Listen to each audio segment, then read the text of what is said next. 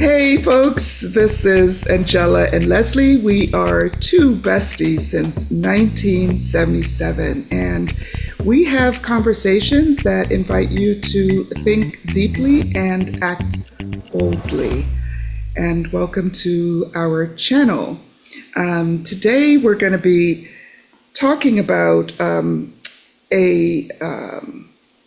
video that I actually saw on YouTube. It was on the Meidas Touch, called New Evangelicals Turn the Tables on Trump, Expose Movement, and it's PoliticsGirl. And as I listened to it, I was like, okay, Leslie, we got to talk about this, because we are two Christian women. We are not holy rollers. We are we live our faith in the best way that we can.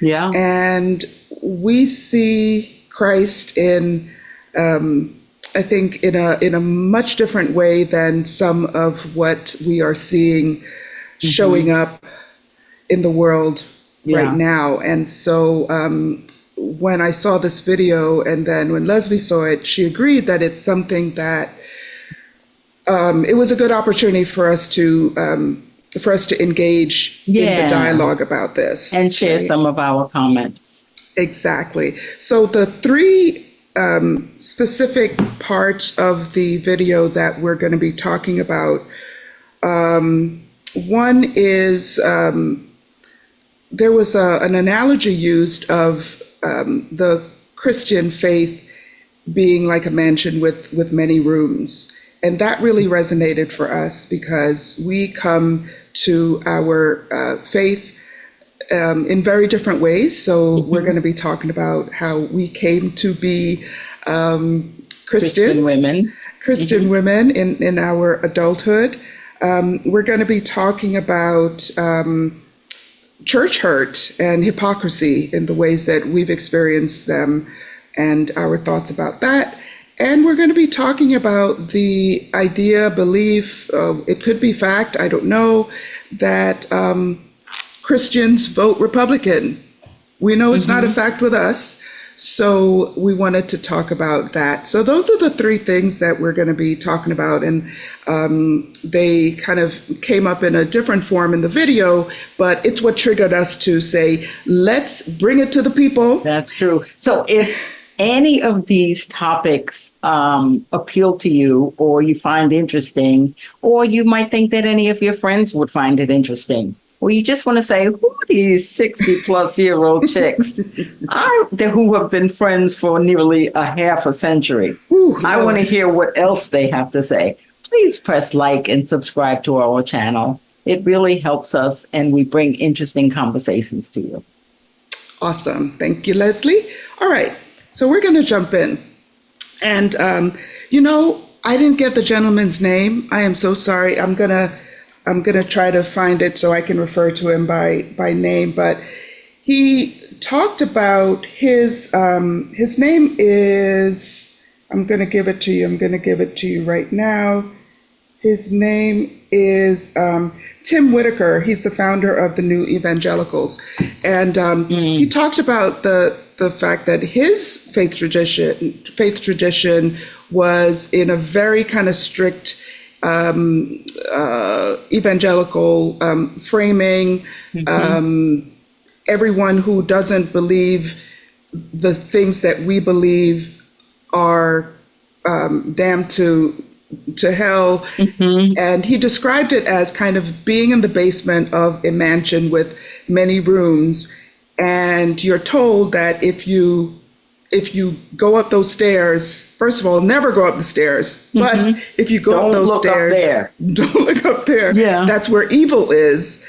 And then when you go up the stairs, you recognize that there are all these different rooms. And he described the rooms as these different ways that Christianity is expressed. And you can think about that in terms of understood. Right, exactly. So you can think about that in terms of denominations, Episcopalian and Catholicism, all those things. But we thought we would talk about it in terms of how Leslie and I, the different ways that we came to be believers. And so I'm going to let Leslie describe it. It's very different than my story. And so I'm going to let Leslie tell her story first. So for me, and I think this is Black American, a cultural thing, very often we are just grown up into Christianity and religion. So before I even understood what denomination that I was a part of, my brother, sister, and I would go to my grandmother's Baptist church, and we would sit in the children's church, and she would give each of us a nickel or a quarter to put in the collection plate. And we would just sit there, and it was more of a thing that was understood. Okay. We didn't necessarily speak about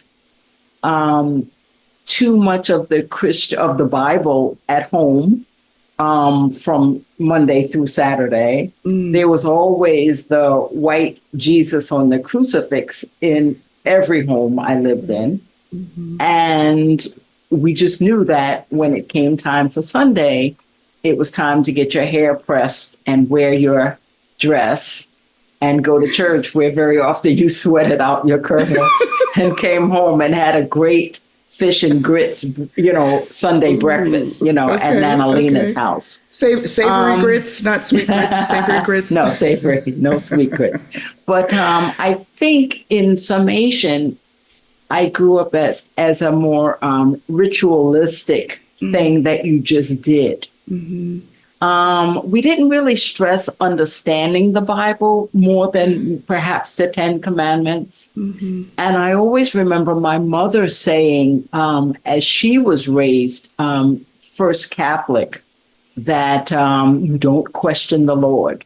So if you have any questions about anything biblical, or things don't make sense, or you're trying to get more understanding, you really weren't supposed to question it, because it was an act that your faith wasn't as strong as it should be. And I think just hearing her stories made me, I don't know about my siblings, but not really question things that were a little more mysterious or I didn't have a full understanding of. Got you. And then fast forward to where you are now. What happened between then and now? Because I remember when I got saved, you hadn't. And I'll talk about some of my thoughts around that. So, and I don't even know if I know this story as well as you probably think I do. But how did you get to this point where you are very outwardly a practicing Christian? Yeah. Well, I think what happened for me, it almost felt like so many of my close sister friends found the Lord and became saved. And you didn't throw it in my face for sure, but I certainly understood your connection to the faith. Likewise, our friend Andy as well, and other people who, growing up into young adulthood, were speaking more about how the Lord works in their lives and things like that. And while at the time I didn't feel it personally, but I think that, and again, there was this background of me knowing and being around it, but because I trusted you and your intuition and your the way that you investigate things, I trusted that your faith walk was real. And I certainly liked the effect and the changes that I saw, and it caused me to explore it more closely on a more personal level. And that's when I accepted the Lord as my Lord and Savior. Got you. Okay. I didn't know. You didn't think you had anything to do with it, I didn't think I had anything to do with it. No, because anyway, I'm glad about it though, because I'll get to it. Anyway, so my faith tradition started in Jamaica, where I was born, and it was Catholicism. I think more because that was the church in our community, and there was always a school connected to the church, and my mother was a teacher, and so she had that affiliation, and she was good friends. One of her best friends actually was the headmistress was a nun, Sister Gertrude, and Is this, my eldest sister she's named after, my only sister is named after her, and so church was the center of the community, and I wouldn't say that my parents were kind of very strict. I didn't see any separation between the social rules and the church rules in my growing up. So, but I know, like, my parents and my grandparents had their cynicism, if you will.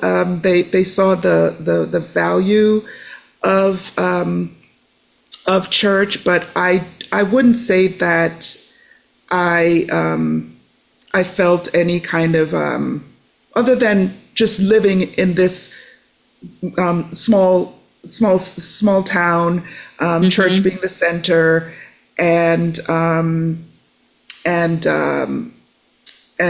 just being really familiar with the rules around, going to church, kneeling, genuflecting, all of those things. Yeah.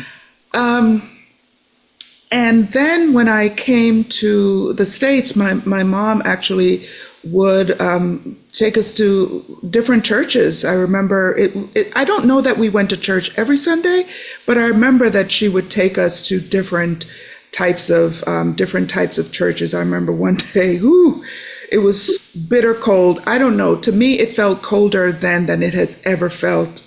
I mean, it was like being in the tundra when we came here from Jamaica. I was never warm enough, no matter how many layers.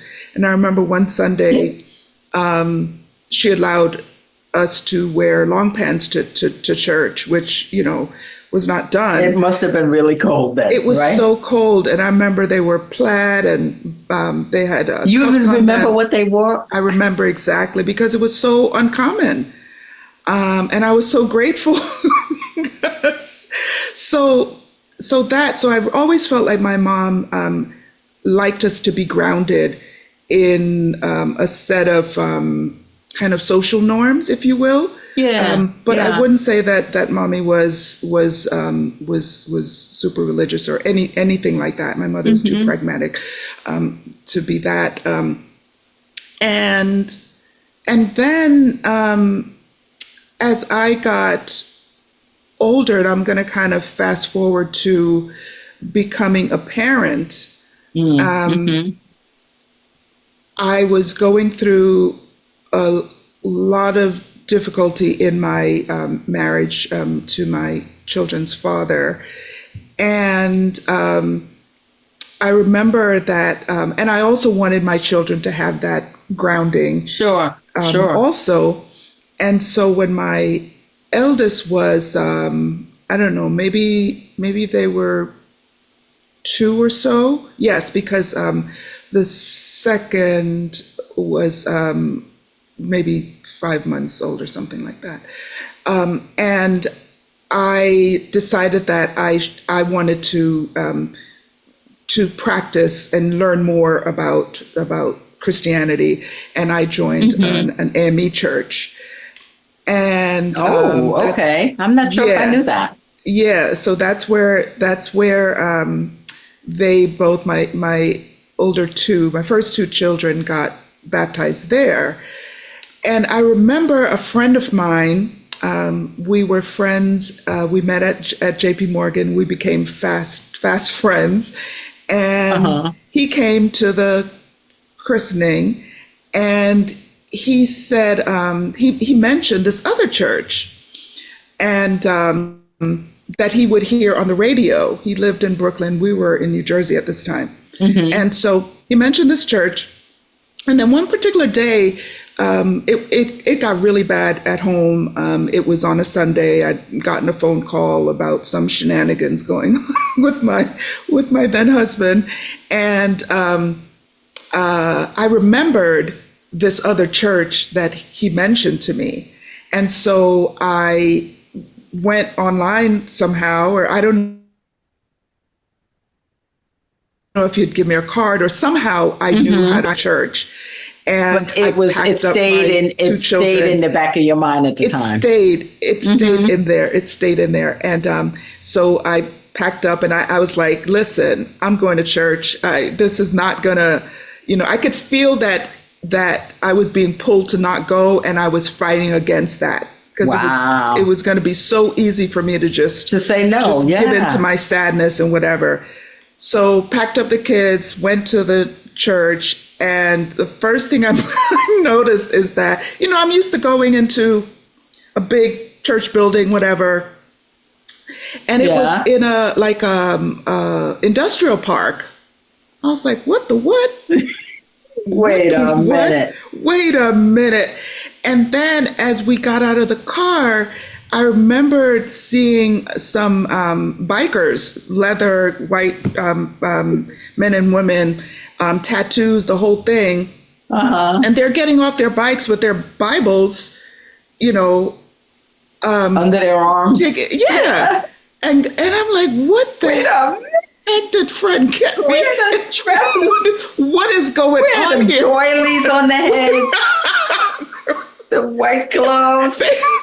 They traded for motorcycle gloves. Yes, I was like, what is going on? But let me tell you that it changed my life, really, because I saw the type of exploration, the type of teaching, the type of invitation to think deeply, to do your own research, to hear what the pastor is saying, and then go get your own confirmation. Opening the Bible and reading verse by verse. This was a verse by verse reading church, whereas before it was so untraditional for us, and not really the way that we were raised or grown up. Absolutely, it's almost like you wonder, is this heretical? Right. It was so like heresy is going on here. Then this is what got me. So my middle child was still breastfeeding, and they had a room for nursing moms. It was a one-way mirror, a one-way glass, whatever. And we could see the service, hear the service, and also nurse our children. That was game-changing for me. Yeah. Because was more than 20 years ago. The place I was before, there wasn't any of that. And, I'm not kind of comparing it to say one was good, one was bad. I don't mean it in that way. I just mean it that I just felt like this is a place where I could really, in the place in my life where I was, I could really learn about who this Christ is. Sure. And so that started me to becoming more involved, and I decided to become a leader in one of their children's groups, the Pioneer Girls, and that required that you do some instruction around servant leadership, which again, a totally new concept for me. I was used to seeing, the preacher, the priest being just revered and could do no wrong, and and you basically you're there for his service, to serve him, versus being a servant leader where if something needs to be cleaned, you clean it. You're not looking for who's going to come. Yeah. And you know what I mean? And I'm sure that experience then, so many years ago, then informed how you, one, view religiosity in general. Absolutely. And where you choose to practice your faith in a group setting. Absolutely. Yeah, there was no going back. There really was no going back after that. There was no going back. Bikers, on those hogs. And I tell you, there was a time when I would travel different parts, wherever, Pennsylvania or Jersey, or at that time we would go to Myrtle Beach sometimes. I would always kind of seek out the church group, because it was one of those churches that had their different congregations or fellowship, we called it. And I would always seek them out when I went to visit my sister, whatever. And they all had bikers. So it was kind of this, it was always that. But anyway, so this idea of getting to know, reading the word, understanding it, bringing my questions to God, really just kind of opened up my personal walk, my desire to please Christ and be grateful for the changes that he was making with me. And I remember when you got saved, I felt so relieved, because there were certain things that I didn't feel comfortable talking to you about. I didn't want to obviously put any pressure on you or anything like that. Yeah. And I just didn't think you would understand. Yeah. I didn't think you would understand, when I talked about being led by the Spirit and things like that. Yeah. But then. And then I felt that I wanted to explore this changed person that I could see.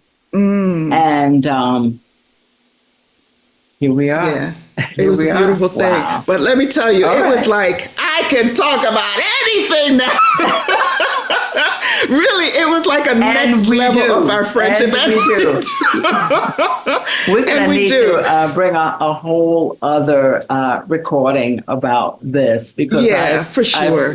I've got a lot. We have a lot more to say about it. And this is, again, our faith, we don't keep it, this is not a Sunday thing. This is an everyday. No. We take it to work with us. We take it into this podcast. We take it to the podcast. Yeah, I'll say that. We'll take it to the podcast. All the things. So let me just kind of really quickly go to the things. I'm going to jump to number 2, the Christians vote Republican 75% of the time. Yeah. So I don't even know, Les, do you want to, how do you want to jump into that part of the conversation? Well, what I want to say is that when I see a group of people, or we'll talk about the evangelical movement, or the Christian evangelicals, or when I hear what they profess to believe in and whom they profess to believe in, versus the behaviors and the people they endorse, and the explanations that they give and the things that they overlook, I say that, I know the Bible. We've read it cover to cover. We know what the tenets are, and we can recite many of the phrases. But I've also, in my understanding of the Bible and the Lord, that I've internalized the Holy Spirit. And there are things that are in line with his teaching, and there are things that are not. So the things that I am seeing in terms of some of this, the evangelical movement, it just doesn't make sense to me. And that's why I think that we can talk about it. And it almost seems to me that the Christian evangelicals now have become so far into white nationalism and exclusion and separatism. And it doesn't at all look like the word that I've been reading for a number of years right now. Right. Yeah, I would agree. And what Mr. Whitaker, Tim Whitaker said about it, I love this. He said, that we're taught that we bear the cross for others, but As Christians. Christian nationalists, they want to nail people to the cross. They want to nail others to the cross, where we're supposed to bear the cross for others. And that is a good summary of, I think, how Leslie and I kind of feel about it. We believe that Christ is love. We believe Loving. that he was a refugee, and so he has there is a reason why we feel very deeply for people who are downtrodden, for people who are underprivileged and unfortunate by no virtue of their own deeds, right? Which Or should even if they be make a irrelevant, mistake and it is which their should deed. not be relevant, for foreigners and people who are seeking refuge. When we, in my opinion, profess the values that I believe are more in line with what Jesus says, we get called socialists when we want to love other people and love on other people and serve other people and help more than individuals. Right. I think that Christian evangelicalism today looks very selfish. Yeah. It can, because it's a broad, And very because it's all the rooms, right? As well. Right. It's all the rooms. I want to just be careful about, because that term is really broad, and I think for people who are, I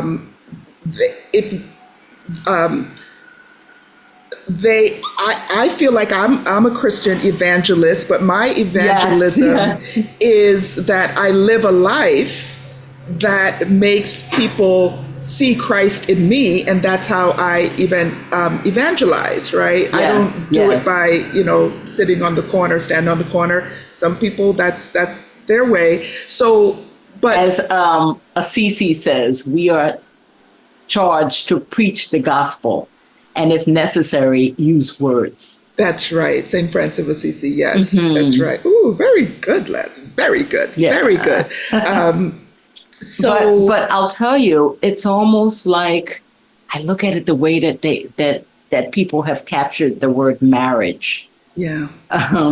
When you say a Christian evangelical, it almost has its own hierarchy and structure. And again, it's very exclusionary. So it does not include people that look like us, perhaps, who are Black Christian women who believe in our Lord, our Savior. Again, it has taken on this white nationalistic umbrella that, remember, people that have been corrupted by conservatism. Remember, people don't realize that Black people are traditionally very conservative people. Yeah. We have conservative ideologies in terms of financial, fiscal conservatism, and certainly social conservatism. But when we think about the conservatives as a group, it really doesn't look like us, and nobody thinks about us. Right. So I'm using the term only in terms of how, almost like MAGA, Make America Great Again. Who the hell doesn't want to make America great? But they've it's the again part. Yeah. Because the last time white Christian evangelism was really at its height, that was when the Ku Klux Klan, that burning cross thing, that was in reference to their faith.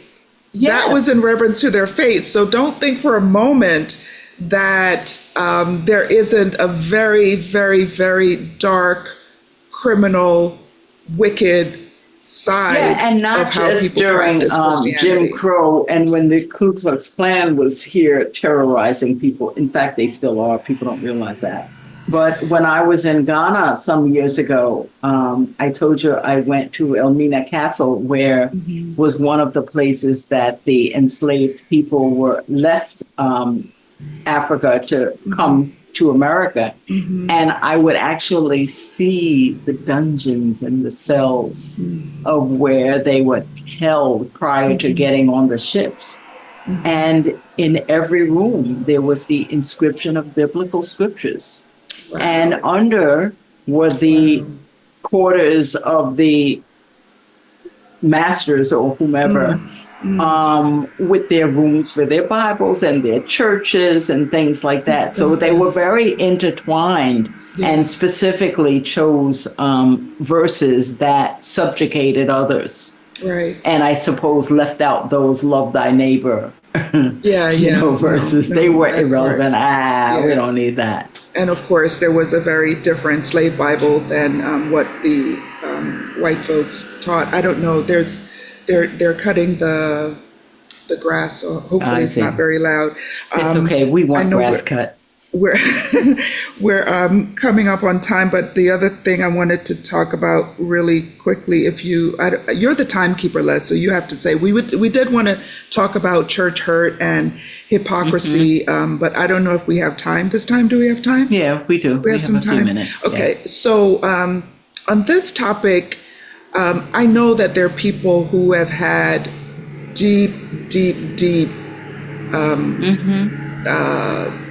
wounds from their experiences in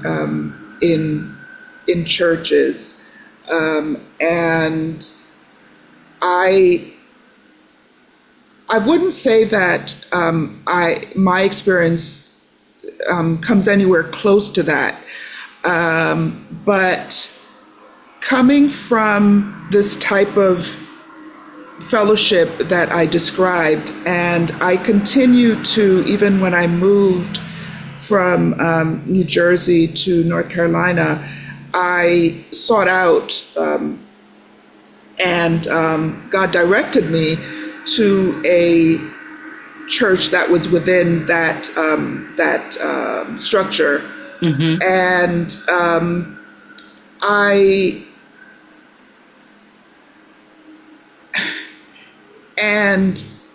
I had an experience there which made me stop going to that church. And the way that talk about it briefly? Yeah, the way that showed up was, you kind of noticed a few things here and there. And listen, you don't have to agree or believe everything that a pastor says, period.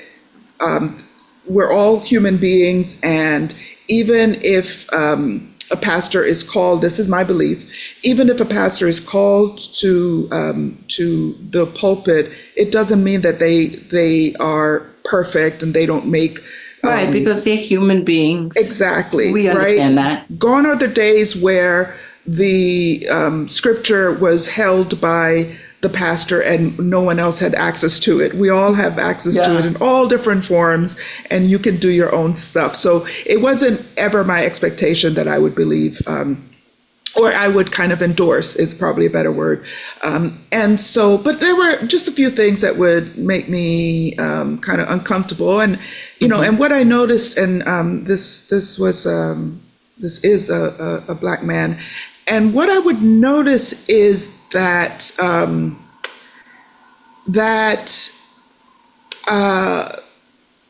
he just would throw us under the bus. What do you mean? What do you mean? Give me an example.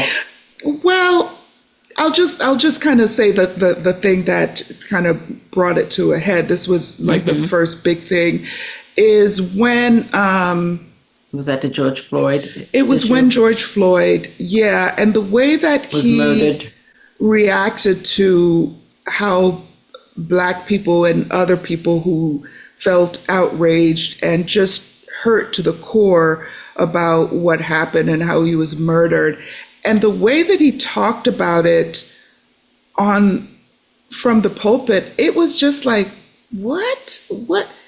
There's no other, what? Like, I won't Victim even put blaming? words into his mouth, but it was blaming. It was kind of like they shouldn't be looting and all of that.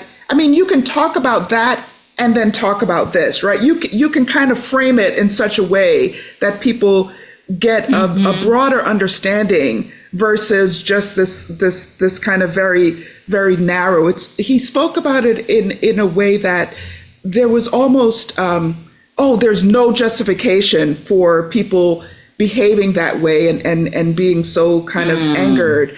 Without an understanding of some of the things that led up to that. And that's hurtful when people look at a circumstance as a point in time. Right. And they don't put it in context of any beginning, like that's the middle of something and you're leaving out this part. Right. I know that must be hurtful, especially when we look at our church families as family. Yeah, absolutely. We look at them as family, and family can hurt us. Absolutely. I just felt like he had such a position of power of people looking to him, and it was a very kind of diverse group of people in this church, very diverse. And so I just saw it as such an opportunity to frame things so that people would understand more broadly why we were feeling this way as Black people. And he went completely the opposite way. It was almost like, and he would kind of say, well, I'm Black. Well, not you could be Black and not like Black people. I don't know if you we know quite a few people who can't relate to that, or they feel very disconnected from it. Absolutely. Or even if you are socially or economically disconnected from the masses of Black people, forget where you come from is the term that we use, or forget, or because this is what I think was going on with him, or to not forget where you came from, but to project that negative place that you came from in your family and project that on my family behaved this way and therefore, and this is some of what, my family behaved this way and therefore this is the way that I frame Black folks, right? All Black folks. We're we act like victims when we're not, when, we make bad decisions when we shouldn't. We're responsible for our lot in life, and nothing else affects it except us. That's very hurtful. I've had personal experience with that, because I have someone also very close to me who, also a Christian and loves the Lord and knows the word, but their behavior is not in line and inconsistent with the tenets of the Bible that I read. Some of the love thy neighbor is missing. Certainly the extension of grace is absent. And, forgiveness is huge in our faith. Extending grace. Withholding judgment and letting judgment be thy Lord's, and